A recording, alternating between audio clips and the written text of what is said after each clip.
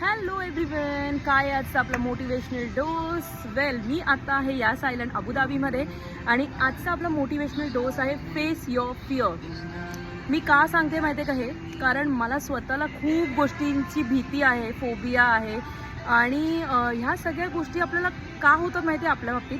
कारण एखाद्या गोष्टीची भीती तेव्हाच बसते जेव्हा आपण काहीतरी त्या गोष्टी related uncertain or something abnormal experience केलं असतं. जसं in my case in my college days मी एका रिसॉर्टमध्ये गेले होते आणि I just dive in to the pool without even knowing the consequences. मला स्विमिंग येत नाही आहे आणि त्यानंतर what I have experience that kind of suffocation or that drowning feeling. त्याच्यामुळे माझ्या मनात पाण्याबद्दल भीती बसली.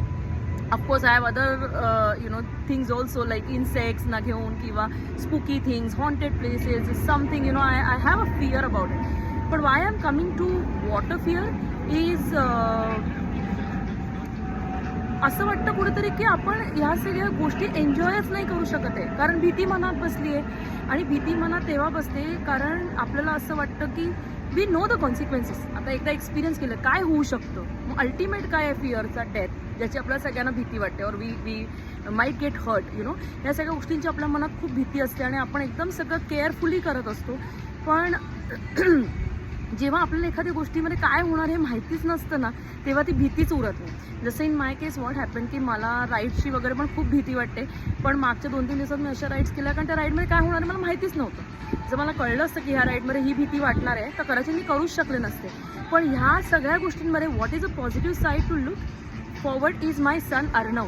कारण ह्या जनरेशनकडनं एवढं शिकण्यासारखं आहे. ही जनरेशन इतकी फिअरलेस आहे कारण त्याच्या मनात मी कधीही भीतीच घातली नाही.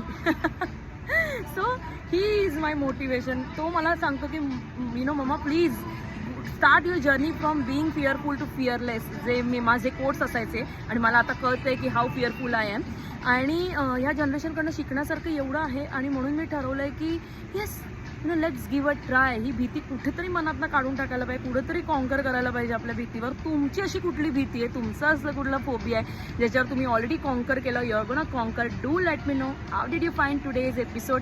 Till then stay motivated, keep inspiring others आणि of course unless and until you conquer your fear तुम्ही त्याच्यानंतरचा जो आनंद आहे ना तो आनंद नाही घेऊ शकणार. सो आपल्याला खूप सगळ्या गोष्टींचे चान्सेस मिळतात, आपल्याला खूप सगळ्या गोष्टी अपॉर्च्युनिटीज मिळतात, पण जस्ट बिकॉज आपण त्या अपॉर्च्युनिटीज घेत नाही आपल्या भीतीमुळे आणि मग त्याच्यानंतर जो मिळणारा आनंद आहे त्या आनंद आपण गमावतो, एवढं लक्षात ठेवा.